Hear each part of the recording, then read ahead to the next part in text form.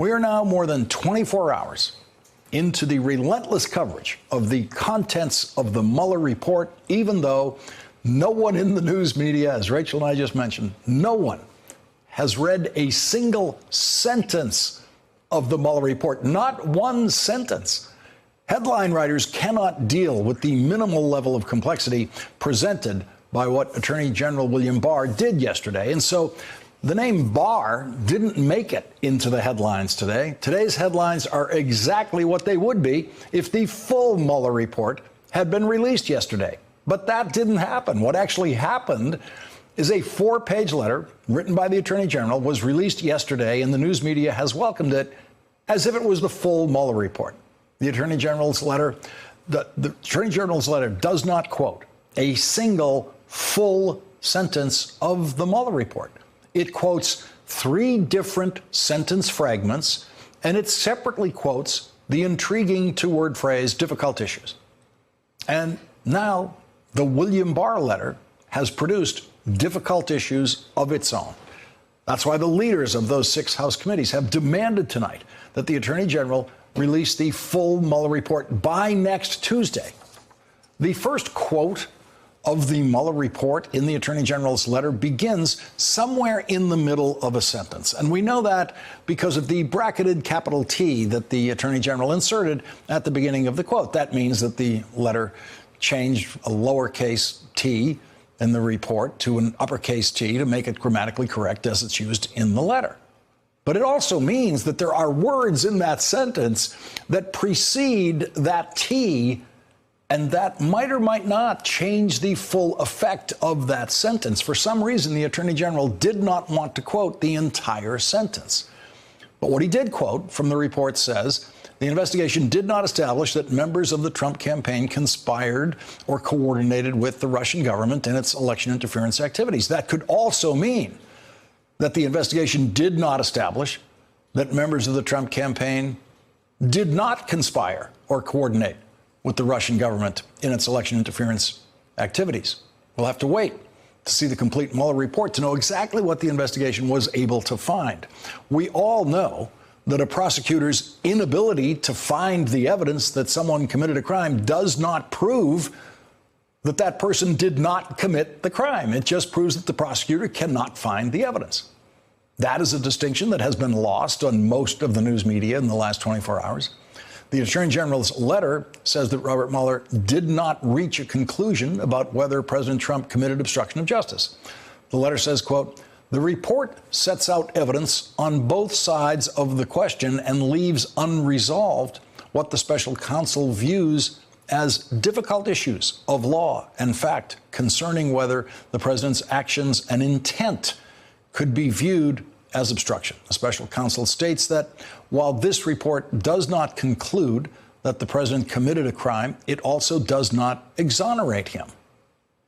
But nothing, I mean nothing, could stop Donald Trump from saying that it does exonerate him. It's complete exoneration, no collusion, no obstruction. Thank you very much. Exoneration, that's exactly what it isn't. So there's the president of the United States at a very important moment in his presidency deciding once again that the best thing for him to do is lie. The best thing for him to say about the Mueller report is to lie about it. Donald Trump's own Attorney General wrote a letter quoting the Mueller report, saying that the report, quote, does not exonerate him. And President Trump immediately decides to lie and say that it does exonerate him. And most of the news media does not think that it is big news that the president lied about the Mueller report and lied about his own Attorney General's letter about the Mueller report.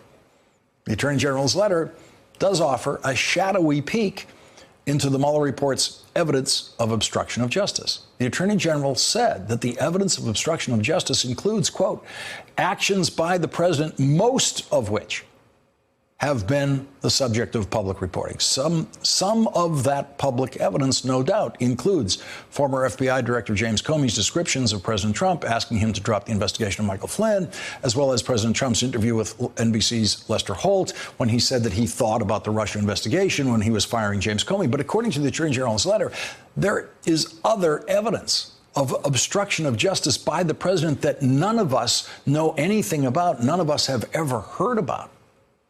And the only way for us to know about it is for the Mueller report to be delivered to Congress in full.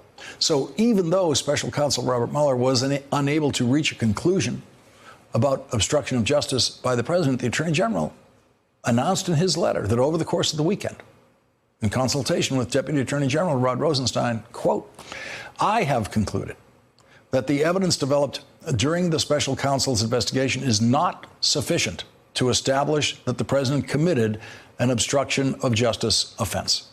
And so the Attorney General, who was chosen by the president to replace the Attorney General who the president fired because the president felt his first Attorney General did not protect him enough, that new Attorney General, who the president selected specifically because the president believed his new Attorney General would protect him, that's the person who has decided that the evidence is, quote, not sufficient to establish that the president committed an obstruction of justice offense.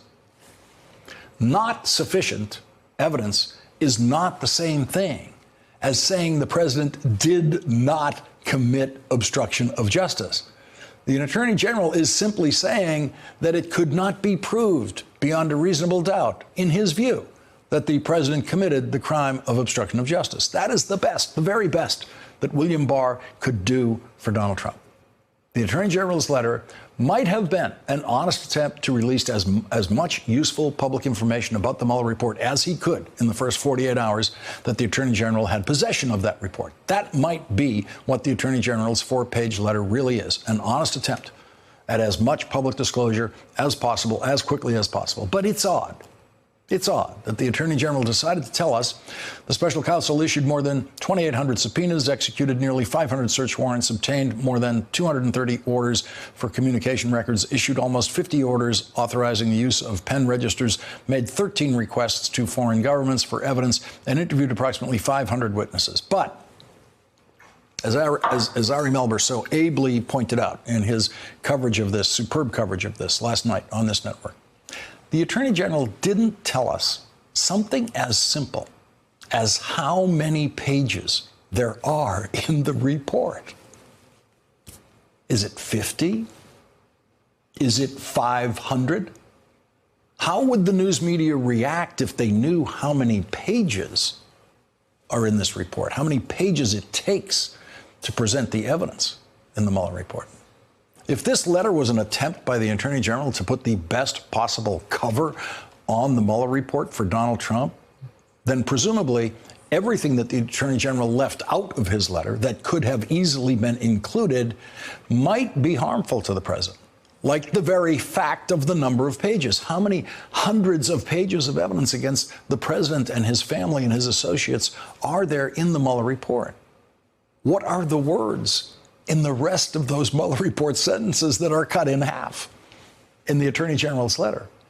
And in a report that does not exonerate the president for anything, how much evidence is there, if any, implicating the president and his family and his associates in possible criminal activity that none of us have ever heard of, that no one has ever reported on before?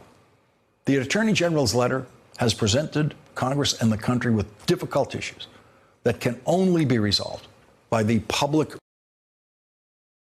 William Barr will take his place in history, not for what he did yesterday, but for what he does next. Leading off our discussion now is Democratic Congressman Eric Swalwell of California. He's a member of the Intelligence Committee and the Judiciary Committee in the House.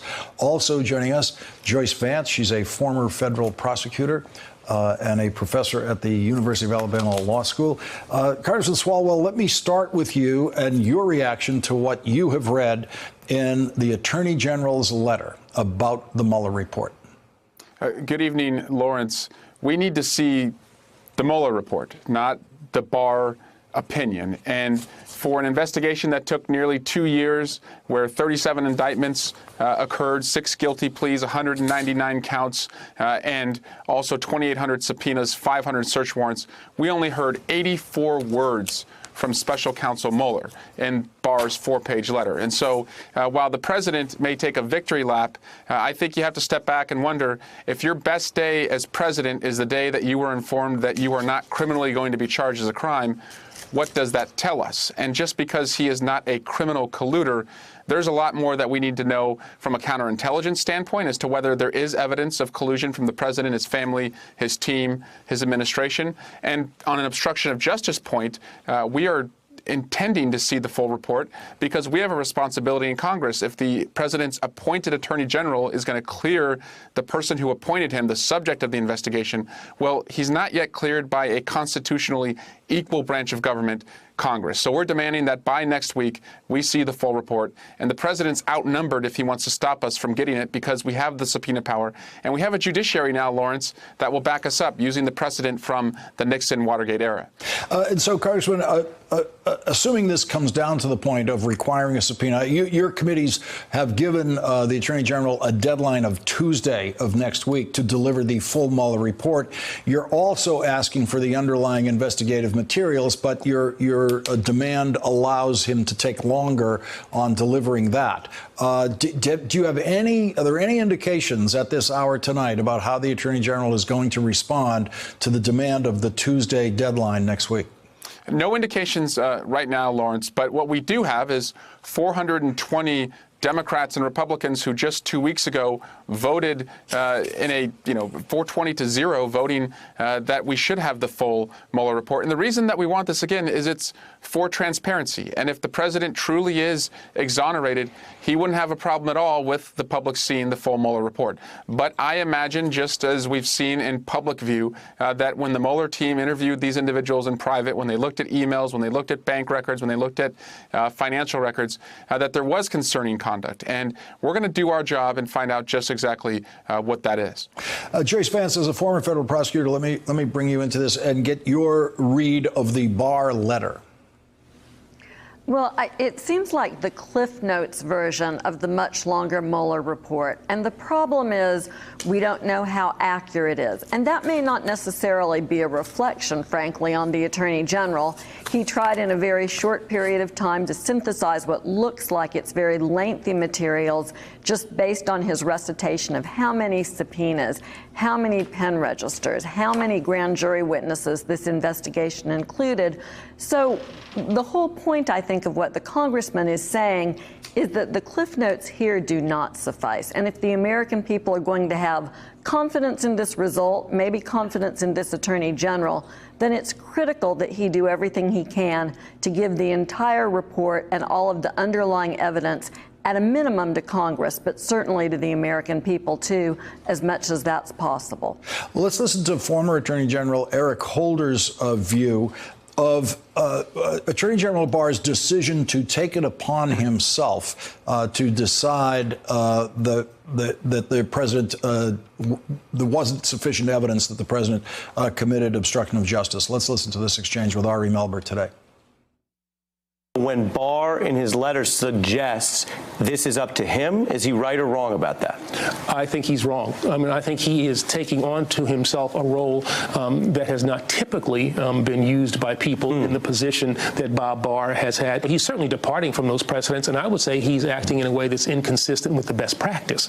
It would seem to me that having received the information in the way that he did from Bob Mueller, that Attorney General Barr should have taken that information and then, packaged it in the appropriate form and sent it to the House for consideration. Congressman Swalwell, your reaction to that?